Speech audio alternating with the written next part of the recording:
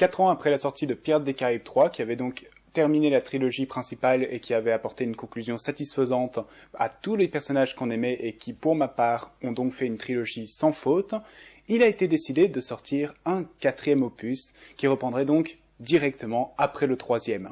Et donc pour ce nouveau film, vu que le travail de Gore Verbinski était fini, on a appelé un autre réalisateur, un parfait yes man qui a fait ce que les studios voulaient, c'est-à-dire ne pas vraiment raconter une histoire, essayer de recréer l'ambiance de Pirates des Caraïbes 1, ce qui déjà en soi ne veut rien dire.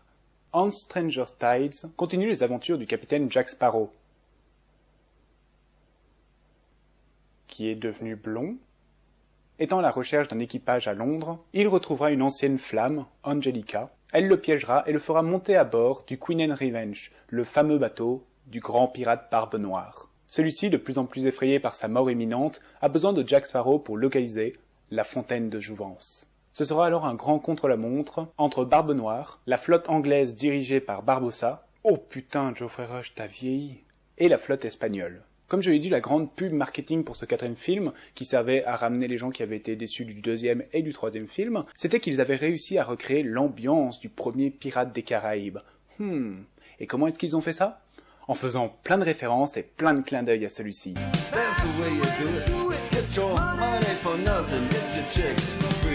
Ainsi, il était par exemple impératif de recréer un couple maudit, pour doubler ce qu'étaient William Turner et Elizabeth Swann dans le premier film. Et on parlera plus tard de ce fameux couple. Oh oui. Ainsi, il y a plusieurs éléments du film et des scènes où on peut faire des parallèles. On a par exemple cette bataille sur des poutres, si ça vous rappelle quelque chose, qui d'ailleurs est extrêmement mal éclairée. Avec une lumière pareille, c'est difficile d'apprécier la chorégraphie, et à des moments pour reconnaître le vrai Jack qu'on est censé supporter, bonne chance. Mais bien sûr, tout ça est fait pour ne pas gâcher la découverte que, en fait, sa doublure est une femme.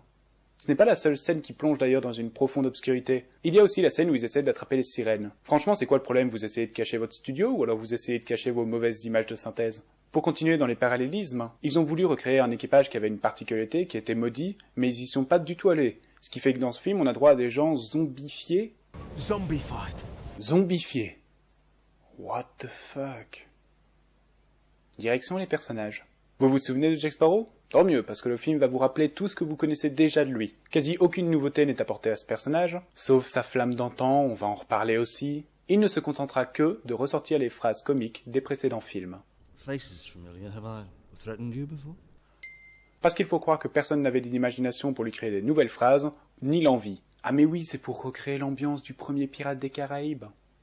Mais en même temps, tant mieux, parce que quand ils essayent... Ou alors c'est des mots comme ça qui balancent, qui n'ont aucun sens, aucun intérêt. Ou alors ce sont des blagues qui me laissent des profonds questionnements.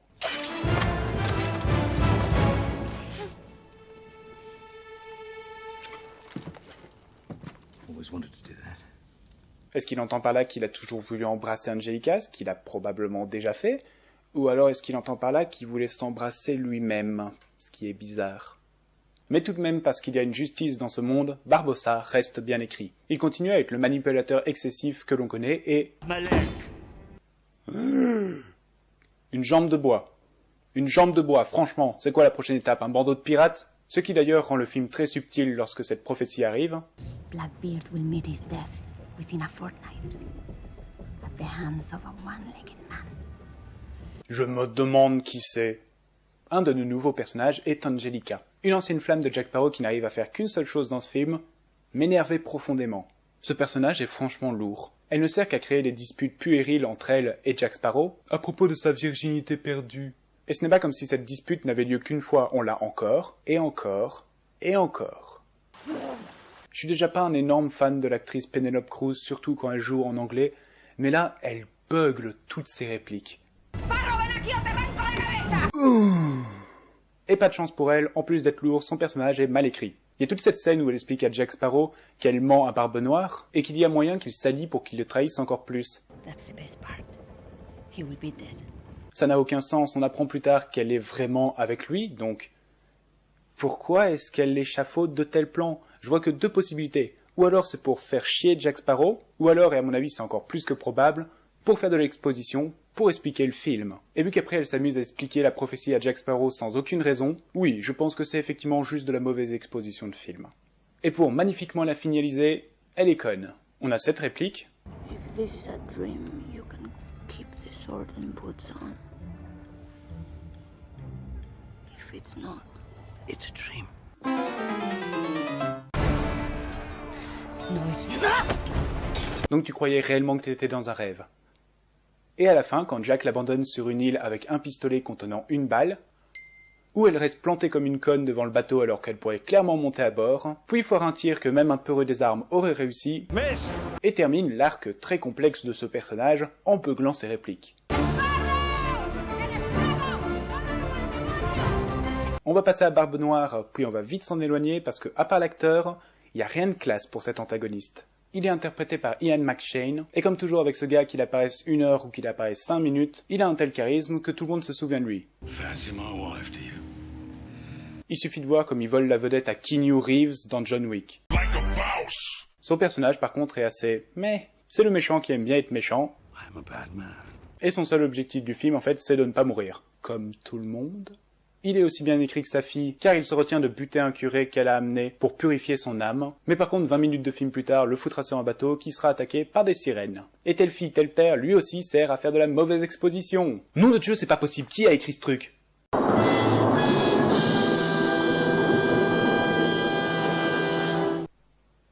Ted Elliott et Terry Rossio, les mêmes qui ont écrit les 3 films précédents? Mais ils se rappellent même pas des films précédents. You lied to me by telling me the truth.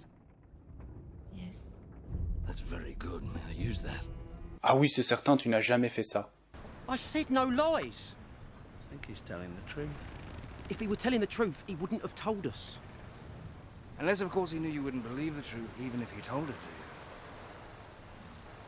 you. Nothing here is said. These can't be as accurate as modern charts. No. But it leads to more places. You fool! I had just enough time to study those infernal circles. Every route, every destination, all safe in here. Je suppose que Gibbs ne parle que du chemin vers la fontaine de Jouvence parce que sinon ça me paraît un peu improbable. Où sont les bons concepts? Où sont les bonnes idées? Un bateau dans une bouteille? Le mot de passe complètement débile pour entrer dans le sanctuaire de la fontaine de Jouvence? Aqua de vida. Où est le bon humour parlé et les bonnes réparties? C'est drôle ça? Is that it? C'est de la bonne répartie ça? He escaped. Et finalement, où sont les bons dialogues qui étaient si bien construits et qui avaient du sens?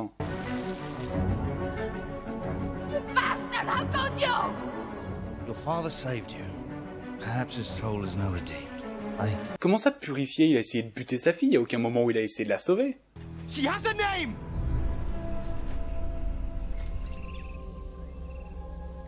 She's Serena.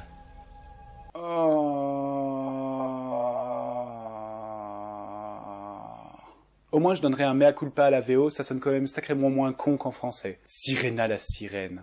Mais cette scène reste quand même sacrément bizarre. C'est-à-dire que le prêtre la nomme comme ça, sans la concerter, et s'ils s'en sont parlé, on ne l'a pas vu. Et vu qu'elle a l'air d'apprécier, je suppose que c'est réellement son nom, donc il communique par télépathie. Et donc on va enfin pouvoir s'intéresser au couple Sirena et le prêtre, qui s'appelle Philippe en fait. Si, c'est dit dans le film, 50 minutes après avoir introduit ce personnage dans l'intrigue. Bon, vu que c'est une coutume dans ce film, le personnage de Sirena n'a aucun sens. Elle sauve le prêtre lors de l'attaque des sirènes, parce qu'elle est soi-disant différente des autres. Et lui explique plus tard que c'est parce que lui-même est différent des autres humains. Comment, où, quand est-ce que tu as découvert ça sur lui? Quand il était en train de nager et d'essayer de survivre comme tous les autres?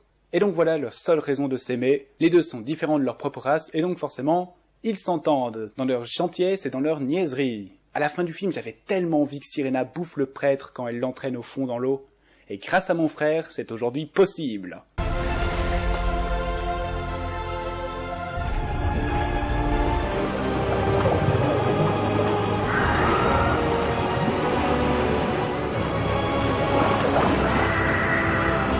Oh, merci frérot d'avoir rendu ce rêve réalité. Et pour balancer la dernière chose qui ne va pas avec ce film, où est la musique? J'ai écouté les soundtracks du 4e film, et Hans Zimmer a composé plein de nouveaux morceaux, avec une ambiance un petit peu plus espagnole, insistant beaucoup plus sur les violons, et sur un style de rythme beaucoup plus proche de la salsa. Mais elles sont pas dans le film. Le réalisateur a décidé d'utiliser toutes les réorchestrations des thèmes connus de Pirates des Caraïbes, mais par contre les nouveaux thèmes sont complètement cachés, ou derrière le bruit, ou derrière des dialogues. Dans cette scène, la musique que joue le gogol en arrière-fond qu'on entend à peine, elle est extraordinaire. Et pour couronner le tout, le film décide de s'arrêter sur une grande réplique de Pirates des Caraïbes en faisant une espèce de clin d'œil au public. It's a pirate's life for me. Savvy? Et le pire, c'est que j'ai même pas encore expliqué ce qu'il y a de plus frustrant dans ce film, c'est qu'il y a des bonnes choses, c'est qu'il y a des moments de bravoure. Les sirènes du film, par exemple, sont extrêmement réussites. Créatures magnifiques, envoûtantes, qui hypnotisent les marins en chantant et par leur beauté, afin de les entraîner sous l'eau, dévoiler leur véritable côté mortel, et se délecter de leur chair. En plus de ça, les actrices qu'ils ont choisies pour faire les sirènes sont vraiment toutes magnifiques. Chacune dans un style différent a vraiment un grand charme. Et nous, on a eu quoi pendant tout le reste du film? La sirène à tête de bébé. Mais de loin, les meilleures scènes de tout le film, ce sont celles où Barbossa et Sparrow sont ensemble. Car si le film a réussi quelque chose, c'est de garder la chimie entre ces deux personnages. La scène dans le bateau de Ponce de León, leur infiltration du camp espagnol est splendide.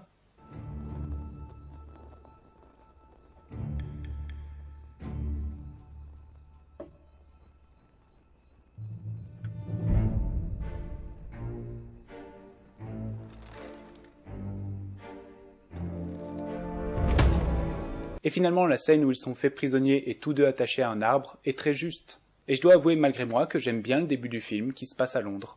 Mais c'est pas suffisant parce que ces moments de bravoure sont complètement cachés par les exploits du film. Avoir des personnages les plus oubliables et extrêmement mal écrits, avoir rendu les seules 20 minutes de scène qu'on a sur un bateau et sur l'océan chiantes à mourir, et s'obstiner à nous raconter une histoire pas vraiment travaillée parce que le but c'était de recréer l'ambiance du premier Pirates des Caraïbes, souvenez-vous. Si je devais coter ma satisfaction en regardant Pirates of the Caribbean on Stranger Tides, elle serait de 5 sur 20. Did everyone see that? Because I will not be doing it again. J'ai désormais fini mon marathon sur Pirates des Caraïbes. Je vais tout de même encore sortir une vidéo pour parler un peu du film 5, ce qui a déjà été annoncé, certaines bonnes annonces, et déjà ce que j'en pense et ce qui me fait peur. A priori, j'attendrai pas longtemps pour uploader cette vidéo, je l'uploaderai en même temps que celle-ci probablement. Comme toujours, merci d'avoir regardé cette vidéo, vous pouvez l'aimer, la partager, vous abonner à ma chaîne et la partager également. J'ai une page Facebook, Twitter dans les liens de la description et je vous retrouve la prochaine fois pour une nouvelle critique.